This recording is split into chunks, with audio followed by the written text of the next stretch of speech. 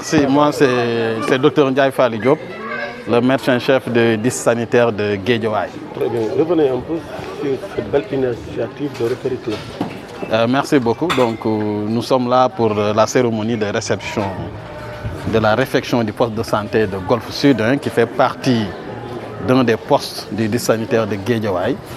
Et cette réhabilitation a été initiée par notre partenaire Rotary Club Millennium Dakar, que nous remercions d'ailleurs. Le président l'a dit tantôt, leur première devise, c'est de servir d'abord. Et lorsqu'ils ont vu l'état du poste de santé qui était en état de délabrement avancé, ils se sont dit que nous allons servir la communauté de Golfe Sud en réhabilitant ce poste de santé.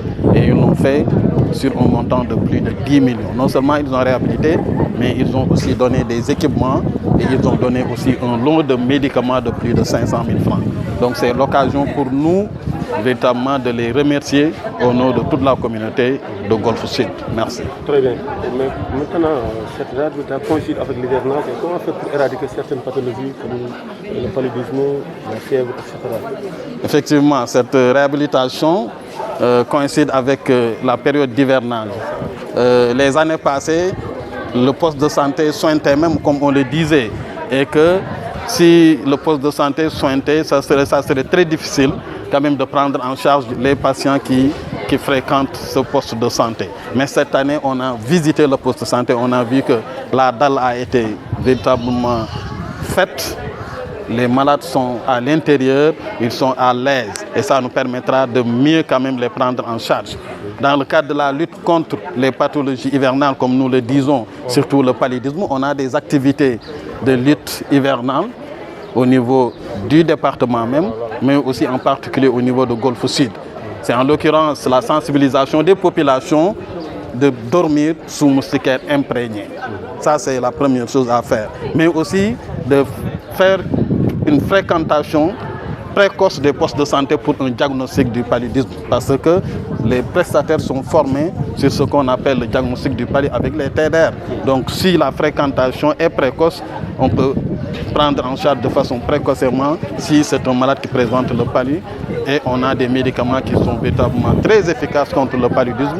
Et on continue quand même avec la population à l'intérieur de la communauté à lutter contre la prolifération aussi des moustiques avec la destruction des gîtes larvaires, mais aussi toujours sensibiliser la population à dormir sous moustiquaire. Et dormir sous moustiquaire, on a les trois toutes. Dormir sous moustiquaire toute l'année, toutes les nuits, mais aussi pour toute la famille. Très bien. Merci. Nekk ci benn poste de santé yoo xam ne si ni bokk na ci district sanitaire de Guédiawaye et que travaux yi Rotary moo ñu ko defal. Gis nañ ni Rotary lii seen devise mooy servir d'abord maanaam jël seen li nga xam ne si ni mooy seen temps seen alal seen lépp jox ko li nga xam ne si ni moom mooy communauté bi. Et que biñ ñëwee ci poste de santé bi ñu gis ni poste bi kat nekkoon na ci état boo xam ne si ni délabrement la maanaam poste bi yàq woon na biñ ko xoolee le CDSPS def plaidoyer ñu ni kat poste de santé bi ñoom dinañ ci def seen alal pour mën ko réhabiliter. noonu lañ def nag ba liggéey ko en un temps record réhabiliter poste de santé bi pour benn valeur boo xam ne si ni ëpp na presque 10 millions. Non seulement dañoo réhabiliter tabaxaat mais aussi dañoo indi ay équipements yoo xam ne gis nañ ko ci biir indi ay équipements ba pare indiwaale aussi ay médicaments. Donc je crois que loolu lu am solo la li ñu leen ciy gërëm bu baax a baax di leen sant bu baax. loolu nees mën a def ba indi jàppale ci wàllu yenn xeetu jàngoro yi day law ci wàllu nawet.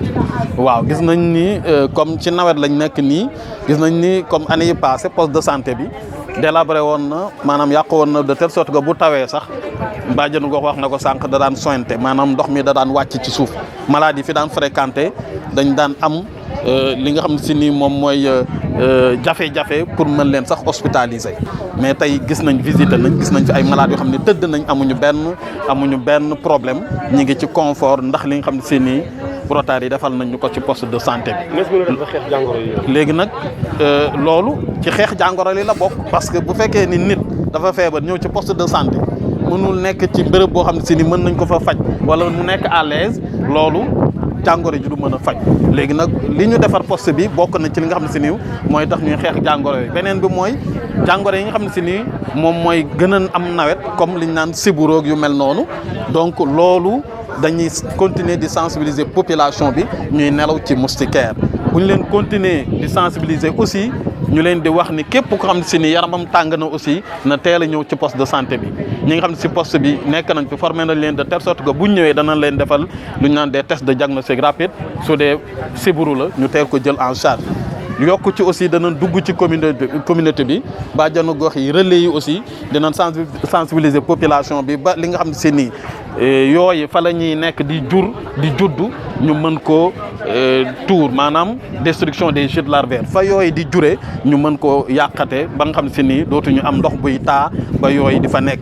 loolu daal moom mooy li nga xam si ni ñu ngi koy def ci activité pour mën a xeex li nga xam si ni moom mooy jàngoro sibiru surtout nag di insister ci li nga xam si mooy ñu nelaw ci moustiquaire ndax lii devise programme national de lutte contre le paludisme moom mooy les 3 toutes maanaam ñuy nelaw